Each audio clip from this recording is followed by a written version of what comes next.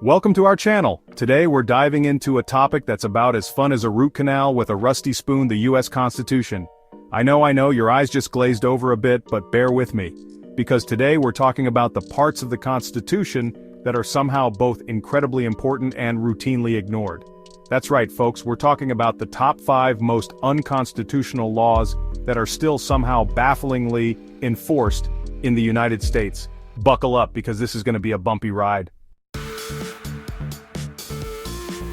Alright, let's start with something seemingly simple. The right to vote. It's the cornerstone of any democracy, right? You'd think so. But in some parts of this great nation, exercising that right is about as easy as parallel parking a school bus during a hurricane. And why, you might ask, is the fundamental act of citizenship in a democracy so needlessly complicated? Well, 2 words: voter ID laws. Now, on the surface, asking for ID at the polls might not seem like a big deal. After all, we need it to buy a beer, rent a car, or do basically anything else that requires even a modicum of responsibility. But the devil, as they say, is in the details. Because these laws, while often touted as a way to prevent the virtually non-existent problem of voter fraud, actually function as a sort of democracy bouncer, disproportionately blocking access to the ballot box for minority voters. You see, it's not that these communities are less likely to have valid identification, it's that they're far more likely to face hurdles in obtaining it. Think about it. If you work multiple jobs, rely on public transportation, and can't afford to take time off, navigating the bureaucratic labyrinth of obtaining a government-issued ID can feel like an Olympic event. Add in the historical context of voter suppression tactics aimed at minority groups, and these laws start to look less like a safeguard and more like a sinister echo of a very dark past. And let's not forget the legal elephant in the room, the Equal Protection Clause of the 14th Amendment. You know, that little thing that guarantees equal protection under the law for all citizens. Well, when you have laws that disproportionately disenfranchise entire groups of people based on their race or economic status, it doesn't exactly scream equal protection, does it? The ACLU, among others, has been fighting these laws tooth and nail, and for good reason.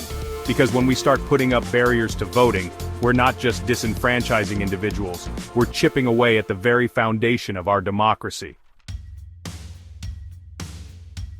Okay, let's move on to another practice that's about as popular as a skunk at a picnic. Stop and frisk. This is one of those things where, on paper, the intention might seem vaguely reasonable. The idea is to give police officers the ability to stop and search individuals they suspect might be armed and dangerous. Sounds simple enough, right? But in practice, it's about as subtle as a battering ram at a tea party. See, the problem with stop and frisk lies in that pesky little word, suspicion. Because far too often, that suspicion seems to be based on nothing more than the color of someone's skin, or the neighborhood they happen to be walking through. And when that happens, we're not talking about good police work, we're talking about racial profiling, plain and simple. Now, I know what you're thinking, but surely there must be some safeguards in place to prevent abuse, right? Well, theoretically, yes. The 4th Amendment, that hallowed document that protects us from unreasonable searches and seizures, is supposed to be our shield against this kind of overreach. But the reality on the ground is often very different. Study after study has shown that stop and frisk is disproportionately used against Black and Latino communities, even when controlling for crime rates. And when you have a policy that consistently and predictably targets individuals based solely on their race, it doesn't take a constitutional scholar to see that something is seriously wrong. The legal challenges to stop and frisk have been fierce, and rightfully so, because when the very people sworn to protect us are allowed to stop and search us based on nothing more than a hunch and a healthy dose of prejudice, it erodes public trust and makes a mockery of the very principles of justice and equality. Alright folks, buckle up, because this next one is a real doozy. We're talking about civil asset forfeiture, a practice so blatantly unjust it would make even the most jaded cynic blush.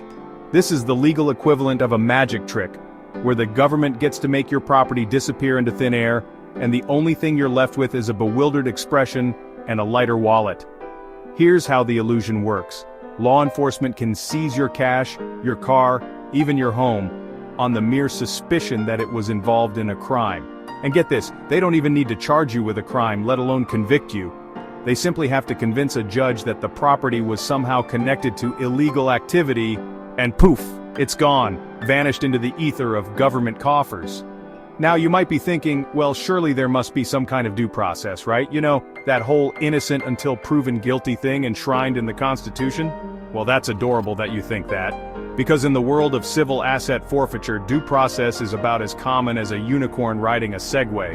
The burden of proof is flipped on its head, with property owners forced to prove their innocence to get their own stuff back. And even if you manage to navigate the legal labyrinth and convince a judge that your vintage Beanie Baby collection was not, in fact, purchased with drug money, good luck getting the government to pay for your legal fees. This practice has been widely criticized, and for good reason. It's a blatant violation of the Fifth Amendment, which clearly states that no person shall be deprived of life, liberty, or property without due process of law. And yet, here we are, living in a country where the government can legally confiscate your hard-earned assets based on nothing more than a hunch and a thirst for revenue. Let's talk about free speech, shall we? That cherished right enshrined in the First Amendment, the one that allows us to express ourselves freely, even if those expressions are unpopular or controversial. It's a cornerstone of our democracy, a beacon of liberty in a world often shrouded in censorship. Unless, of course, you're trying to exercise that right by, say, asking for spare change on a street corner. That's right, folks, we're talking about anti-panhandling laws, those delightful little ordinances designed to criminalize poverty and make it illegal to be down on your luck in public. Because apparently, nothing says land of the free quite like threatening someone with a fine or jail time for politely asking for $1. Now, I understand that no one enjoys being approached for money on the street. It can be awkward, uncomfortable, and let's be honest, sometimes a little scary. But the solution to that discomfort is not to slap a band-aid on a gaping wound by criminalizing poverty. It's to address the root causes of homelessness and economic inequality, things that actually require effort and compassion, two qualities that seem to be in short supply these days. And let's not forget the blatant hypocrisy at play here. We celebrate those who pull themselves up by their bootstraps, yet we turn around and punish those who are literally begging for the opportunity to do just that. It's like handing someone a shovel and then arresting them for digging. The ACLU has been fighting these laws, arguing that they violate the First Amendment by restricting free speech, and they're right. Because when we start criminalizing the act of asking for help, we're not just silencing the voices of the most vulnerable among us, we're silencing a fundamental part of what it means to be a free society.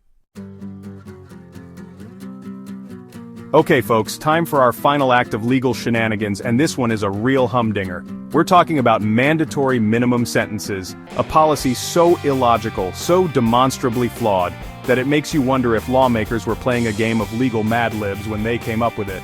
The basic premise is this: certain crimes, often non-violent drug offenses, come with predetermined minimum sentences that judges are legally bound to impose, regardless of the individual circumstances of the case. It's justice on autopilot, a one-size-fits-all approach to punishment that ignores the nuances of human behavior and often leads to sentences that are excessively harsh and downright unjust.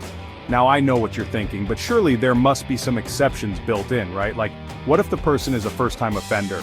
Or they were coerced into committing the crime, or they're, actually remorseful and trying to turn their life around? Well, buckle up, Buttercup, because in the world of mandatory minimums, those pesky little details are about as relevant as a screen door on a submarine. The result? Prisons overflowing with nonviolent offenders serving draconian sentences, often for low-level drug offenses. Families torn apart, lives destroyed, and all for what? To satisfy the whims of a justice system that values retribution over rehabilitation, punishment over redemption. The legal challenges to mandatory minimums have been fierce, and for good reason. Because when we strip judges of their ability to exercise discretion and impose sentences that are fair and proportionate to the crime committed, we're not just abandoning the principles of justice, we're actively undermining them. And that, my friends, is a dangerous road to go down. So, there you have it, folks. Our whirlwind tour of the top 5 most unconstitutional laws still lurking in the shadows of the American legal system. And believe me, this is just the tip of the iceberg. There are plenty more where these came from, each one a testament to the fact that the fight for justice and equality is far from over. If you found this video even remotely informative or perhaps mildly infuriating, do us a favor and hit that like button, share it with your friends, and subscribe to our channel for more content like this. And while you're at it, head down to the comments section and let us know what you think. Are there any other laws out there that you believe deserve a spot on this list? Let's keep the conversation going. Until next time, stay informed, stay engaged, and most importantly, stay vigilant. Thanks for watching. If you found this video informative, don't forget to like, share, and subscribe for more content like this. Let us know in the comments what you think about these laws, and if there are any others you believe should be on this list. See you next time.